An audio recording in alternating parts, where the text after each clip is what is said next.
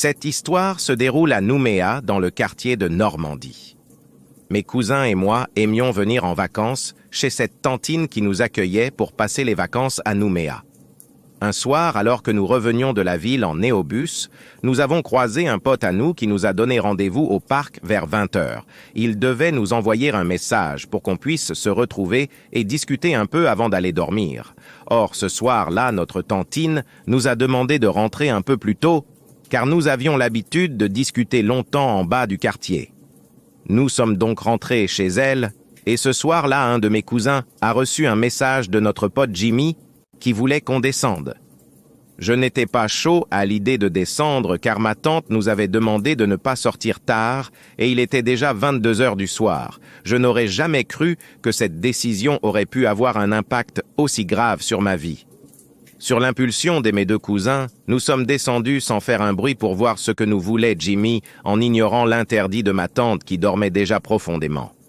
Jimmy nous attendait au parking du terrain de volley dans une voiture, une Ford Ranger, et klaxonne Nate pour que l'on se hâte. « Montez la bande !» nous a-t-il dit. Sans hésiter, nous sommes montés dans la voiture pour faire un tour nocturne. Nous avons quitté le quartier et alors que nous roulions sur la SAV en face de Kowekara, Jimmy a commencé à accélérer à plus de 120 km/h et a commencé à jouer avec le volant en tournant légèrement à gauche, puis à droite, puis encore à gauche. Mes cousins étaient en train de rire, mais moi, je ne trouvais pas ça drôle. Et lui est crié d'arrêter de faire ça. C'était trop tard. La voiture a chassé sur le côté de la route en faisant un bruit strident de dérapage, et avant que l'on puisse se rendre compte, le Ford a quitté la route et s'est heurté contre un rocher qui nous a fait faire des tonneaux. La voiture a fait 2 tours avant de finir les 4 roues en l'air. J'ai été éjecté du véhicule, mais les autres étaient encore dedans.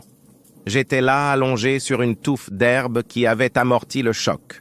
Alors que je reprenais mes esprits, je me levais difficilement, cherchant à reprendre mon souffle. J'ai tourné le regard vers la voiture qui était retournée, et c'est à ce moment-là que j'ai vu quelque chose d'étrange.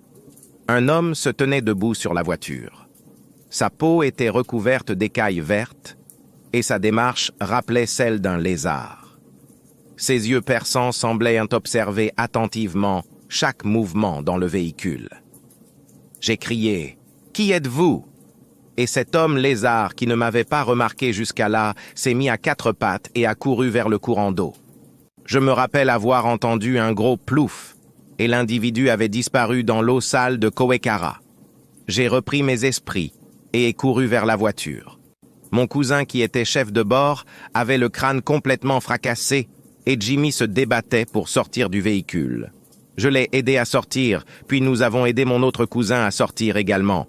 Malheureusement, l'un de nous était là sans vie. J'ai retiré ma veste pour la poser sur le visage ensanglanté de mon cousin.